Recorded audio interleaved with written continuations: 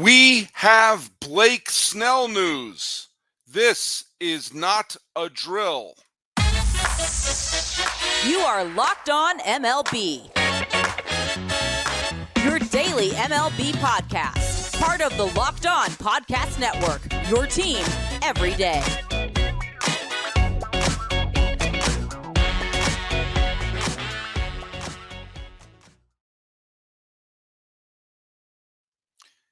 Hello, baseball fans, and welcome to Locked On MLB, part of the Locked On Podcast Network, where it's your team every day. This is the daily podcast. We talk about all of Major League Baseball. I am your host, Paul Francis Sullivan. Please, I'm begging you, call me Sully. I have been a baseball podcaster for well over a decade now, and in just a couple of days, we're going to have the beginning of my sixth full season here at the Locked On Podcast Network. Follow us at Locked On MLB Pods on Twitter or on Instagram. You can find me. I'm your pal Sully. I'm at Sully Baseball on Twitter, whatever it's called now. Sully Baseball Podcast on Instagram. And for those of you who want to post on the social medias and you want to let us know that you listen every day, put on that hashtag EverydaySully. We get an idea who is listening to us, and it is very helpful, believe it or not. Hey, today's episode is brought to you by our friends at Gametime. Today's episode is brought to you by Gametime. I already said that. So download the Gametime app, create an account, and use code LOCKDOWN for $20 off your first purchase. I'm excited. This is kind of an emergency episode. I was like, what are we going to talk about today? And then we got the news. We got the big news. We've been waiting for literally months to find out what's going to happen to Blake Snell. And today we found out. And before we get to everything, let's go to the trivia question. When I had Stacey Gatsoulias on, I asked a question that when the Yankees won the World Series, and I phrased it very carefully. When the Yankees won the World Series in 2009, there were two players on the roster who had previously won World Series rings as members of the Red Sox. And a whole bunch of you got the first one because that was incredibly easy, because that was Johnny Damon. Johnny Damon, of course, is a big star on the Red Sox, and he came up big, especially with that great play where he stole second, ran to third. But the second one, a lot of you alluded to. Scott Horstmeyer brought up Kevin Cash, current Tampa Bay Rays manager. Kevin Cash did indeed play for the 2009 Yankees, but he didn't play in the postseason with them. I got a couple of Doug Mientkiewicz in there. The correct answer is Johnny Damon and Eric Hinske. Eric Hinske actually played in the World Series 3 straight years with 3 different teams. The Red Sox in 2007, he was a pinch hitter on that team. He was a DH and struck out to end the World Series as a member of Tampa Bay in 2008. In 2009, he hit a home run in the World Series as a member of the New York Yankees. And, the next year, he basically was on another team. He was on the Atlanta Braves, and he hit a home run in the postseason there. And lo and behold, I thought he was getting 4 World Series in a row, but there you go. Here you go. Blake Snell, the reigning Cy Young Award winner, has been unsigned for, up until, this whole offseason. He thought, cha-ching, I perfectly timed my free agency to be the time when I'm the defending Cy Young Award winner. And lo and behold, nobody wanted him. And there were a lot of reasons why. And that goes beyond collusion. First of all, as I said the other day, a lot of teams don't want to sign a long-term deal to a pitcher that could make them look bad. He's had very high peaks, but the rest of the time he's been an okay pitcher and not one that you want to give a multi-year deal to. He's won 2 Cy Young Awards, but hasn't been on the Cy Young ballot any other season in his career. He's not as young as he used to be, but who is? And a lot of teams have put up barriers for Scott Boras's tactics, where he tries to get an emotional response from the owner to make an impulse buy. He just needs one owner to do it.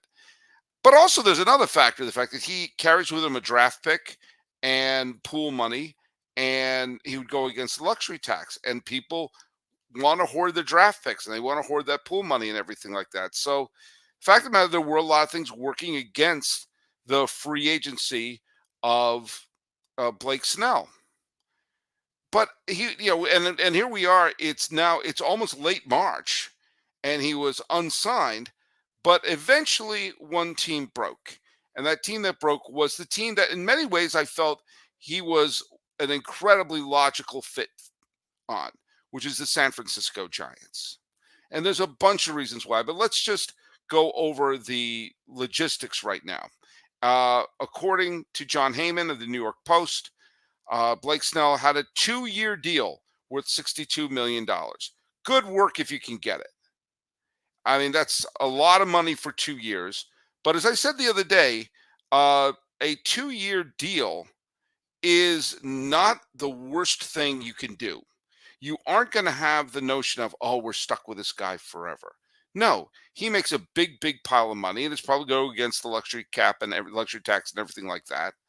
However, you don't have the stigma of it being a big, long deal. You're not going to look up and say 3, 4, 5 years from now, he's a mediocre pitcher, or worse yet, a Kagawa, and still on the payroll. If he has 2 mediocre years, you shrug. You're like, well, that didn't work out. And then you move on. And everyone moves on. He gets to make a big pile of money. Scott Boras gets to make, a bunch of $1 million as well. And the Giants put a pitcher who had his best season, yes, even including his first Cy Young, where he's reunited with the manager that he played with, which was Bob Melvin. And so with that, the Giants have a rotation where you're going to have Logan Webb. Logan Webb is a wonderful pitcher, and Blake Snell. Boom, boom. Right-handed, left-hander, Snell, Webb, just like that. You're going to have Jordan Hicks on that rotation. And now, maybe you get Keston Wynn or someone like that, but you have that stud in Kyle Harrison, who is, you can slide him in the 4th or 5th starter role at this point. But now you have 2 legit all-stars in the rotation to pitch alongside Kyle Harrison. So maybe, just maybe, the mindset is this. We're going to have a deep rotation. We're going to be top-heavy in our rotation. And we now have a starting pitcher who is a potential stud in Harrison, who can learn from Webb and can learn from Snell. Maybe the mindset is, instead of hoarding these draft picks and trying to, build up your farm system, get one of the players that the farm system actually produced and say, hey, you don't have to be our number 1 or our 2 or maybe even our number 3.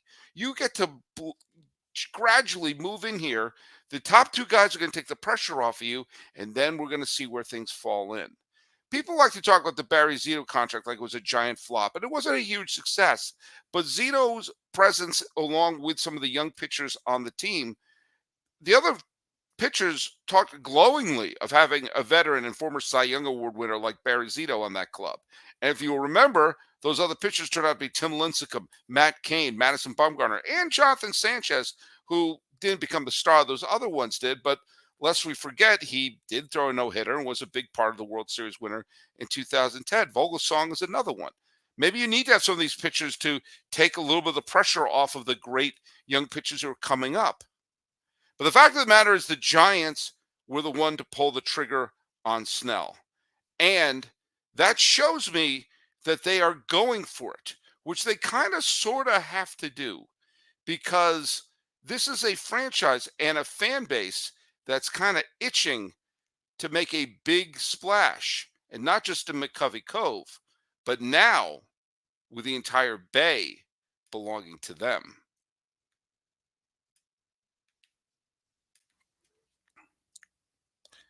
Hey, fans of daily fantasy sports, do I have a place for you?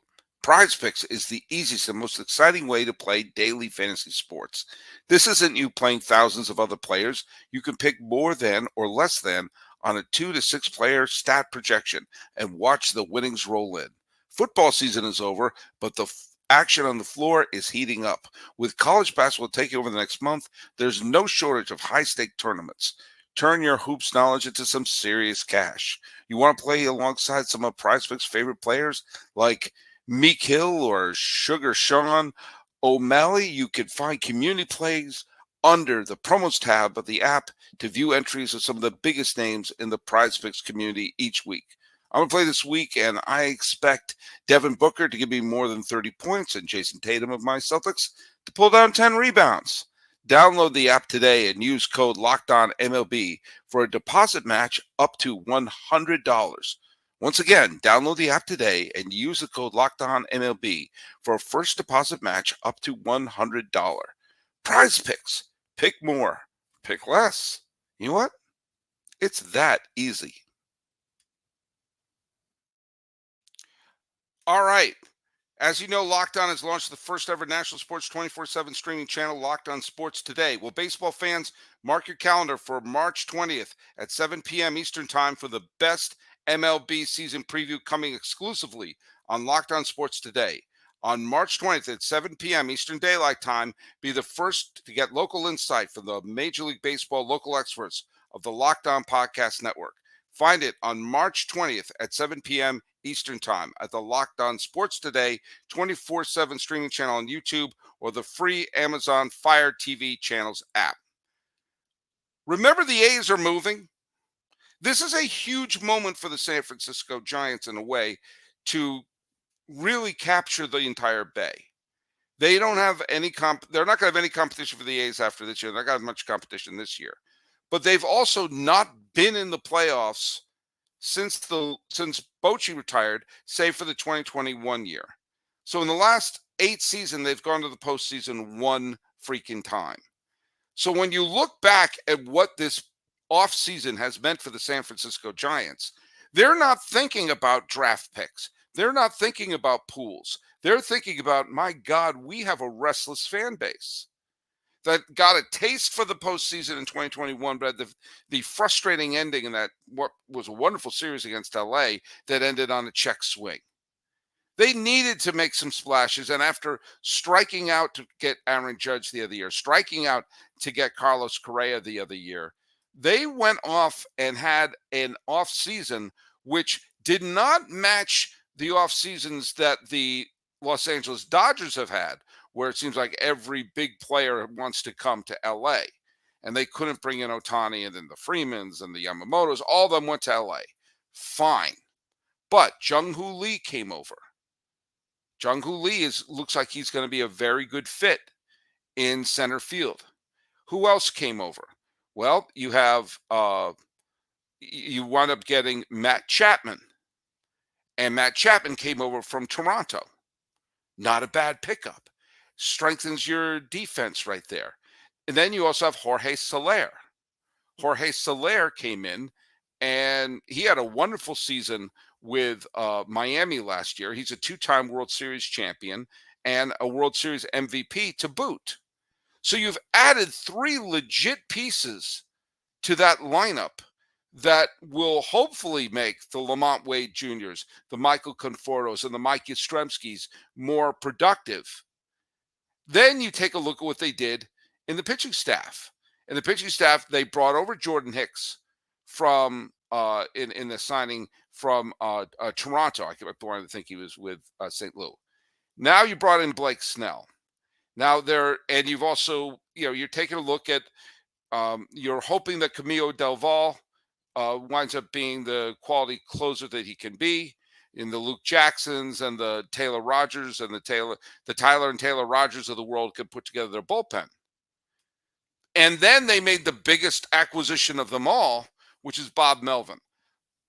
I know Gabe Kapler led him to a 107-win team, and now the Dodgers can't say they've won the division every single year since 2013, even though they won 106 games in 2021.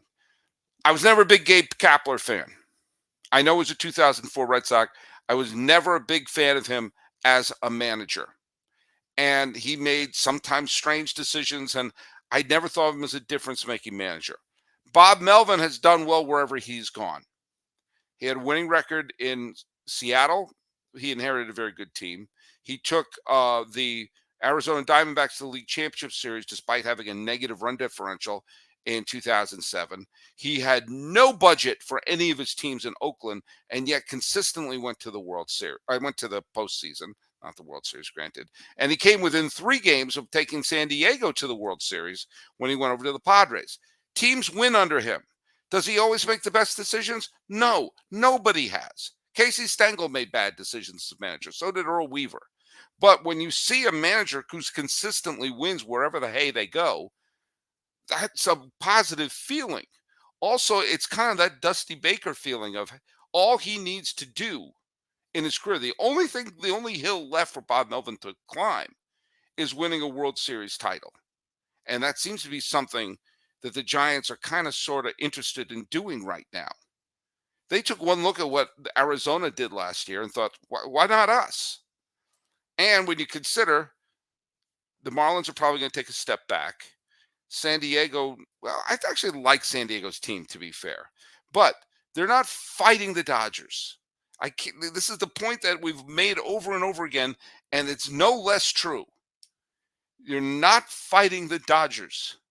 You're fighting what wild card team you can become. And if you have that rotation and an improved offense, and it's not just in a vacuum. It's not just they're adding Jorge Soler in a vacuum. It's not just they're adding Jung-Ho Lee in a vacuum. They're not adding Matt Chapman in a vacuum. That affects some of the other players, the pitches they see, where they fit in the lineup. Matt Chapman's probably the best defensive third baseman in baseball. So when you take a look at the Nick Ahmed, or if you have Estrada, Lamont Wade Jr., and everything that's going on, yeah, this team has improved greatly and has images of a postseason dancing in their head right now.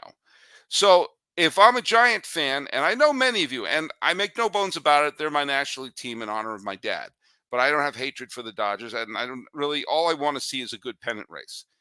And the Giants are now in it. Now, could Snell fall apart? Yes.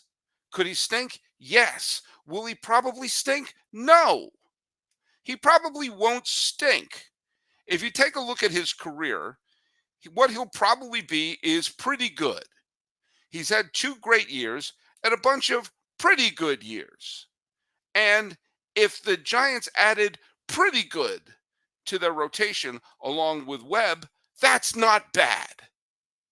That's not a bad situation, with the possibility of knowing he's got another walk year, that he may explode and have another tremendous year in his walk year after 2025.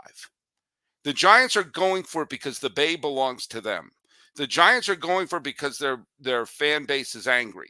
The Giants are going for it because, well, they can, and the future is now. So maybe you don't hoard the draft picks. Maybe you don't obsess over, well, here's what we're going to be down the line. Giant fans are tired of hearing down the line. Bruce Bochy is already retired, went fishing, coached the Little League team, came back and won a World Series. And in that time, the Giants have 1 trip to the postseason. I like this. Do you know why?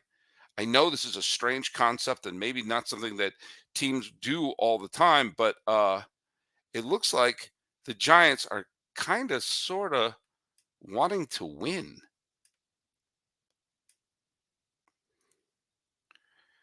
You know, just today I went online because I wanted to buy some tickets for some upcoming baseball games. And guess what I used? I used Gametime. Gametime is fantastic because it takes all the worries about buying tickets to the next event. Gametime is a fast and easy way to buy tickets for all the sports, music, comedy, and theater events near you. With killer last-minute deals, all-in prices, and views from your seat, and their best price guarantee, Gametime takes the guesswork out of buying tickets. What are the great things about Gametime is you can see the view from your seat before you buy, so you know exactly what you're going to get before you arrive. And Gametime has deals on tickets right up until the start of the event or even an hour after it starts. It's the place to find great last-minute seats. Flash deals, sponsored deals on tickets for football, basketball, concerts, comedy, theater, more. And zone deals. You pick the section, and Gametime will pick the seats for big-time savings. And the Gametime guarantee means you will always get the best price. If you find tickets in the same section and row for less, Gametime will credit you 110% of the difference. Take the guesswork out of buying tickets with Gametime. Download the Gametime app, create an account, and use the code LOCKEDON for $20 off your first purchase. Terms apply. Again, create an account and redeem the code LOCKEDON for $20 off. Download Gametime today. Last minute tickets. It's the lowest price. And do you know what? That's guaranteed. One more quick reminder that Locked On has launched the first ever National Sports 24/7 streaming channel on YouTube, and now it's available on the Amazon Fire TV in the free Fire TV channels app. Locked On Sports Today is here for you 24/7, covering the top sports stories of the day with local experts of Locked On, plus our national shows covering every league. Find Locked On Sports Today, now available on the free Fire's TV channel app. By the way, I just want to make one more giant note, not quite as fun. Rennell Brooks Moon, the wonderful announcer, the PA announcer at Oracle Park, and also the host of Forever Giants, one of the interview shows in Giants TV, is not coming back. And I love hearing her voice. It's part of going to the Giant games now. And she is a warm and we have a couple of common friends, and we've actually had a couple of nice exchanges. And she's part of going to the games for the Giants. I don't understand why they're not bringing her back. Some people wonder if it's because she is outspoken and may clash with ownership. I don't know the answer to that. Come on, just bring Rennell back. It's part of going to the ballpark. But I hope she stays with the Giants in some capacity, and I hope the Giants do right. By the way, let's take a look. Some people have commented, and so there's a couple of people have asked, does it have an opt-out? Goro Majima does it have an opt-out? Apparently it does. It's all sorts of great things. Jeff Cohen and Everyday Sully says, Giant fans are angry. Try being a Mets fan. James Husby says, baseball needs a salary cap. The hell it does. It needs a salary floor. Don't buy the nonsense of baseball needs a salary cap. How's that working out for the NFL and the NBA? Come on, that's nonsense. You need a salary floor. The problem isn't the team spending money. It's the billionaires hoarding the money and not putting the product on the field. I'm sorry. I've been hearing the baseball needs a salary cap nonsense for years and years and years. And yet you have a wide variety of champions, and you've had more than half the teams in baseball have made the World Series since 2010, and none of those teams are called the Yankees. I'm sorry. Baseball needs a salary cap is it's factually untrue, but that's a topic of another show. Inevitably another show. And by the way, I am frantically refreshing. If you see me occasionally going to the computer, I'm frantically refreshing to see what's going to happen to Jordan Montgomery, because he's left. Now someone's going to sign him. I bet you he's going to go to Houston. Houston does need a pitcher, and they need that depth. Maybe he'll go back to the Yankees. I don't know, but he's a perfect fit with Houston, and there you go. It is bizarre to me that the Yankees are going to lose Garrett Cole for at least a third of the season. If all goes well, he's going to be gone for a third of the season in an airtight American League wild card chase. The Yankees aren't winning the division this year. And since then, Blake Snell and Cease have moved on to other teams, and Jordan Montgomery is still sitting there, and the Yankees aren't getting any of them. I guess that's because of the salary cap. I'm sorry. That's a bone of contention of mine. And if you want to know more about that, read John Hellier's amazing book, Lords of the Realm. Lords of the Realm is all about the history and the business of baseball and how owners have always lied about their finances. So I think Jordan Montgomery he could go to Boston, but I think the best fit for him is going to be the Houston Astros. And I think that he going to the Houston Astros would make a heck of a lot of sense, because they still want to win the World Series this year. So Goro Majid does make the great point. Snell is going to be truly rusty. Won't have a full spring training. Let's hope he learns how to walk people. I know Goro is not a big Giant fan. I think the Giants, if they're smart, they'll basically put him in extended spring training and have him come in like the first day of May or something like that. or just sort of gradually build them up? I mean, that's what I would do, but nobody asked me. Nobody asked me. Well, this is what's going on, and I'm going to throw out the trivia question. And the trivia question, Adam Scott Bristol. I'm gonna read this comment. Adam Scott Bristol's been a fan for a long time. He said, even without Cole, the Yankee staff isn't as bad as you make it out to be. Rodon has looked strong, comeback player with full spring training.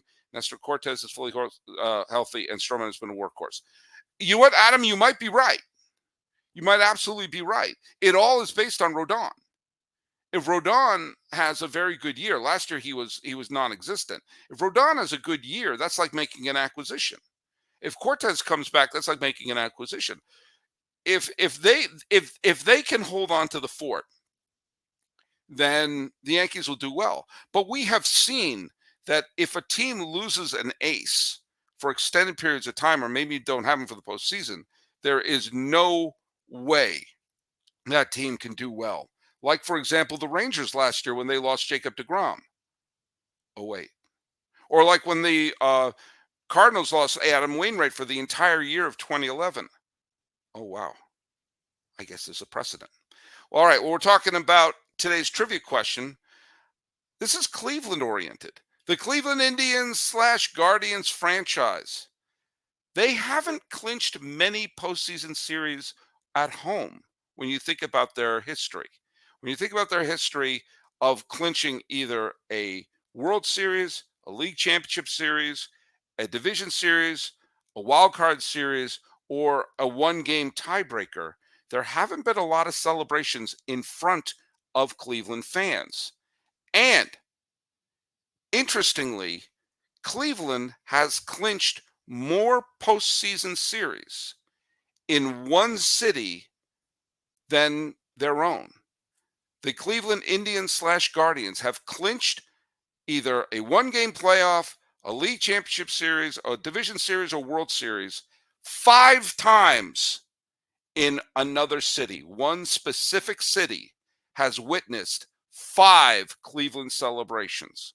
What is the city where the Cleveland Indians / Guardians franchise has celebrated 5 times? That's the question. Put it right down there in YouTube or wherever you follow us at Locked On MLB Pods on Twitter or on Instagram.